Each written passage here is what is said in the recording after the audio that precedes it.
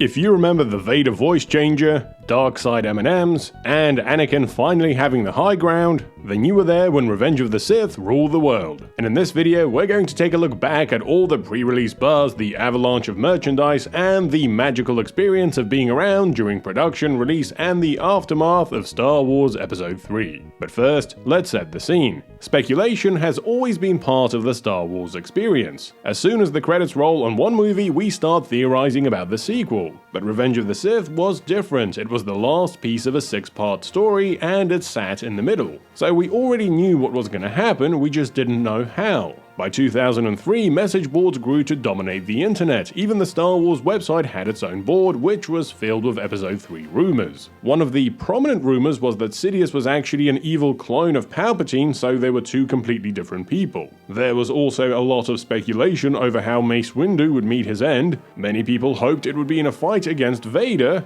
which we kind of saw in the video game, but there was also a rumor that Windu's death would come at the hands of young Boba Fett as revenge for his father. Actually, Boba was the subject of quite a few rumors because people thought that he would actually have a substantial role in Episode 3. The fate of the Jedi was also a hot topic of discussion. I like this one user who suggested that maybe the Jedi would be called to a barren wasteland planet. There, under the leadership of Vader, millions of stormtroopers with AT-STs and AT-ATs will be waiting for them. And how about this one Angel Fireside where Alf claimed that Yoda would pursue Dooku to Dagobah, fight him, and kill him inside the cave that causes the presence of the dark side to exist there in Episode 5. Yoda would then become stranded on Dagobah. Also, a shout out to Jogglesberry, whose uncle told him that Grievous was actually Darth Maul kept alive by cybernetics, and Gabrielle Elliott, who heard that Dooku would kill Padme at the start of the movie, turning Anakin to the dark side then and there. There was even this infamous fan-made Lego trailer for Episode 3 made around 2002. I sense the Sith are behind the Senate. Gone too far, this Palpatine has. The Jedi have become reclusive. Perhaps you could help me to find them and regain their trust. Meanwhile, the actual production of the movie got underway in Australia in summer of 2003. Just like with the first two prequels, Lucas would utilize his website for behind-the-scenes glimpses while Episode 3 was still in production. Only this time it required a hyperspace membership. Fans who paid were able to access the on-set webcam, which would update every 20 seconds, giving us a glimpse of the shoot. The following year, StarWars.com would begin to release webisodes on the making of Episode 3, similar to what they did for Episode 2. And the standouts here were George figuring out Anakin's new look. I think it's too much. Evil baby Grievous. The ultimate scary guy. A kid. And seeing all the lightsabers. This is basically Luke's. And this is Darth Vader. That's Darth Vader's. Okay. So all I have to do is get rid of this one somehow. At the same time, Lucasfilm would also launch the Clone Wars multimedia project, which ran from 2002 to 2005 and aimed to cover the gap between the movies in real time through books, comics, games, merchandise, and the micro-series. Season 2 of which, released in March of 2004, would give us the first glimpse of Grievous. By the end of 2004, the comics and book covers would debut the Episode 3 designs for many of the characters. Around that same time, the original trilogy DVD box set would also come with a featurette on the making of Episode 3. Meanwhile, Star Wars Battlefront would give us a glimpse of what Kashyyyk would end up looking like in the upcoming movie in one of its maps. Speaking of Battlefront 1, the entire script for the movie would actually leak around this time, which is how I ended up reading the spoilers for the entire film in a Battlefront 1 review from the PlayStation 2 UK official magazine. All of this culminated in the first trailer released in November of 2004. And I'll never forget sitting in my IT class and trying to hide my Internet Explorer window from the teacher while the QuickTime player bar slowly filled up. For over 1,000 generations, the Jedi Knights were the guardians of peace and justice in the Old Republic, before the Dark Times, before the Empire. From that point on, the marketing floodgates were open. Remember the teaser poster where Anakin forgot to iron his robe and it ended up looking like Vader's face? Or how about the main poster that you'd end up hanging on your wall for about a decade? There was also a bunch of character posters plus the Who's Your Daddy Vader poster. And speaking of which, there was a lot of marketing material for Vader surrounded by lava. But this one has always been my favorite, it's just so bonkers. Like all the prequels, Episode 3 also had its fair share of promotional stills. And in addition to all the standard Jedi poses, we also got this nice family Christmas card with the dog. There was also a rare Anakin vs. Mace one, plus the one with Happy Palpatine and Stoned Anakin. All the Vader photos are also amazing. He's really showing his range in some of these. We've got the Phantom of the Opera, the Marilyn Monroe, and the one where he's straight up flying. Also, what size cloak is he wearing in this one? Oh well, at least he's not bouncing on George's knee like Yoda. This was also the golden era of LucasArts, which meant they were churning out plenty of video games to build hype for the movie. For example, in February of 2005, we would see the release of Republic Commando, which followed the specialized team of clones throughout the Clone Wars. The game's final level was set on Kashyyyk and had a memorable encounter with Grievous and his Magna Guards. Plus, the game ended with the Separatist invasion of Kashyyyk, which would start the battle we'd see in the movie. The following month would see the release of the very first LEGO Star Wars game based around the prequel trilogy, including Episode 3, which meant that many of us first experienced the plot, set pieces, and characters of Revenge of the Sith in LEGO form. April would see Lucasfilm host its third Star Wars celebration in Indianapolis, where George would announce the Clone Wars animated series along with the Underworld live-action series that we'd never get. That same month also saw the toys and merch go on sale in an event known as Midnight Madness. Naturally, Episode 3 had a huge press circuit leading up to the release. You ever swipe any stuff from the set? I nicked a few things. Nick. Now, you see, nicking sounds better than just stealing. Doesn't it? Because you're not a thief. It's a little less harmless, yeah. And it all ended at the premiere, or premieres, because there were actually 10 of them all across the US. We'd even get one in London, but it wasn't quite as glamorous due to the pouring rain. But of course, no Star Wars movie would be complete without an absolute onslaught of merchandise, starting with the action figure line. This time around, the figures came in this dome packaging and had action features. Star Wars. The battle for the galaxy has begun. Which side will you choose? Good or evil? The way of the Jedi or the dark side of the Force? Episode 3 figures and vehicles. Collect the whole set. Some of my favorites include Mace wearing the Force lightning like a trendy scarf, the Royal Guard with a sniper rifle, Anakin with eye allergies or Anakin from My Chemical Romance, Obi-Wan with the parking meter accessory, Happy Palpatine, Maz Amida with the removable tongue, and my favorite, Melted Anakin with removable limbs. You also had a bunch of different vehicles and the legendary Mustafar dual playset with Crazy Anakin and Drunk Obi-Wan. In addition to the standard figures, Episode 3 would also get a line of galactic heroes which George would come to affectionately call the Squishies. And if those weren't chiseled enough for you, we also got the Star Wars Battlers with square-jawed Anakin and Luke who fell asleep in the tanning bed. Of course, we'd also get the tie-in LEGO line, which included the Clone Scout Walker, Vader's transformation set, Droid Fighter, Grievous Chase, Jedi Starfighter and Vulture Droid, Ultimate Lightsaber Duel, Wookiee Attack, the Arc Starfighter, the Wookiee Catamaran,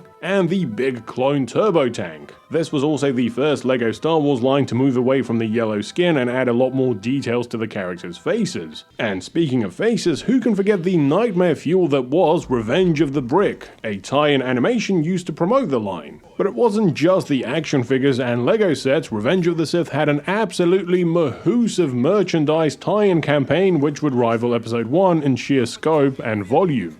The two toys we seem to remember the most were the voice changer Vader mask, Don't know the power of the dark side. along with Anakin's color-changing lightsaber. We also have the Ultimate Saber, which you could build yourself, The Star Wars Ultimate Lightsaber. I am Obi-Wan. Over 1,000 different ways to construct a saber of your very own. I am Darth Vader. And choose your destiny. Star Wars Ultimate Lightsaber. Batteries not included. Assembly required.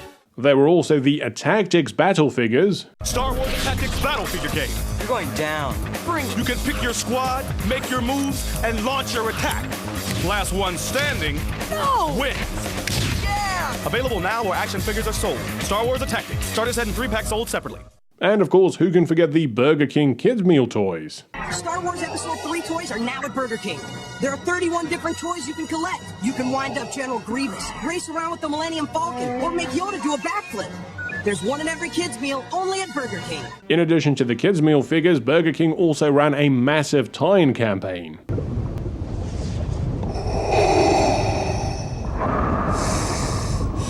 Their campaign also included these scratch cards and extended all the way to the DVD release. Star Wars is reborn at BK in the form of 6 collectible hologram watches, only $1.99 each when you buy any value meal.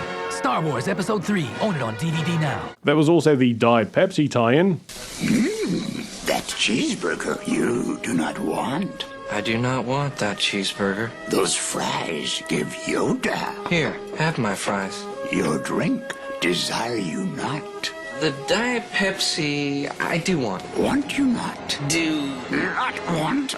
This summer, grab a Diet Pepsi and see Star Wars Episode 3, Revenge of the Sith. We had a Cheetos tie-in. And now, for a limited time, Twisted Cheetos turns your tongue Darth Vader dog. Yoda green. And of course, who can forget the glow-in-the-dark saber spoons inside cereal boxes? Time has come to test your Jedi skills with new light-up saber spoons. For a limited time, you can get one free in specially marked boxes of Kellogg's cereal. The power in your complete breakfast. Take it outside.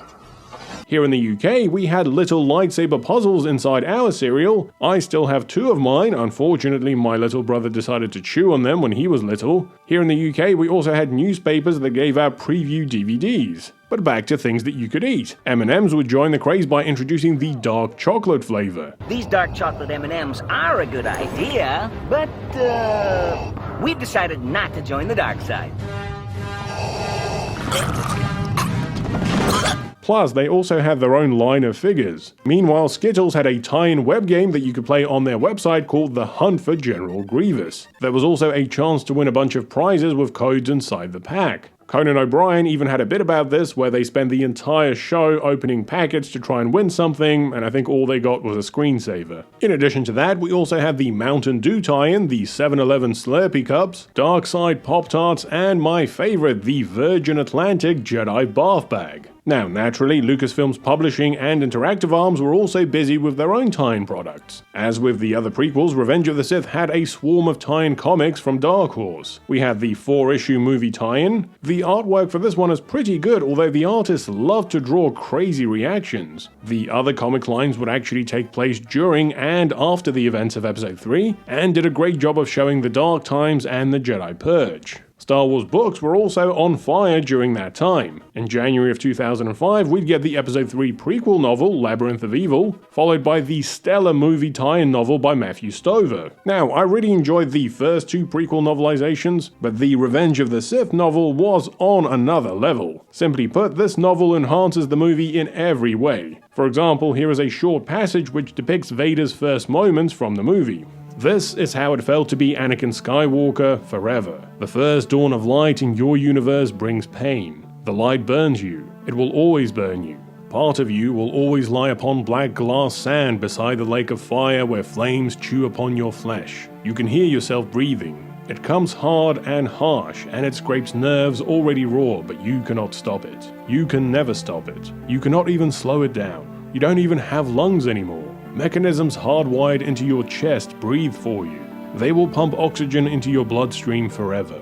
November of 2005 would also see the release of Dark Lord: The Rise of Darth Vader, a sequel to Episode 3 which takes place in the immediate aftermath of the movie and focuses on Anakin coming to grips with his new reality. And this is another great book. And of course, we had more video games. Released 2 weeks before the movie Revenge of the Sith, the game had you play as either Anakin and Obi-Wan through a bunch of exciting hack-and-slash levels, which ended with Anakin killing Palpatine and taking over the universe. Now, I just did an entire 20th anniversary retrospective video on the game, so click the banner to watch that. In the meantime, please enjoy the most edgiest video game ad you'll ever see.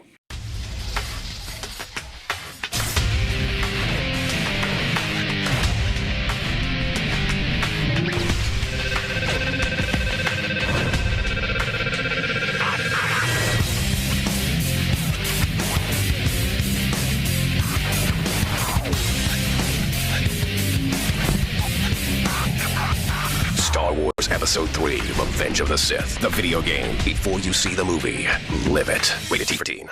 October of 2005 saw the release of Battlefront 2, which had a huge emphasis on Episode 3's story and content. The campaign was told from the point of view of the 501st Clone Battalion. Many of the new maps like Mustafar, Maigito, and the Jedi Temple were straight from the movie, and a big chunk of the hero characters came from Episode 3. In fact, everything on both the back and front cover of this game is from Revenge of the Sith. The following month saw the home video release of the movie, and just like its two predecessors, the DVD was packed with features like deleted scenes, making of docs, and this insane early animatic. And fun fact, many PAL regions like the UK would actually still get a VHS release of Episode 3. And so there you have it, the end of the prequels and a bookend to a truly incredible time to grow up. I hope you enjoyed this trip down memory lane. Thank you for all your comments and feedback. Every time I release one of these videos, I get so many comments reminding me of little bits that I've missed that I think I'm just going to combine all three of these into one video down the line and include all the bits that I missed out on or just ran out of time to do. Think of it as a special edition release. In the meantime, please leave a comment below with your memories of Revenge of the Sith. As always, thanks for watching. Please consider supporting me on Patreon, and a big thanks to my existing patrons. If you've enjoyed this video, then please remember to like, subscribe, and hit the bell. Thanks for watching, and I'll see you next time.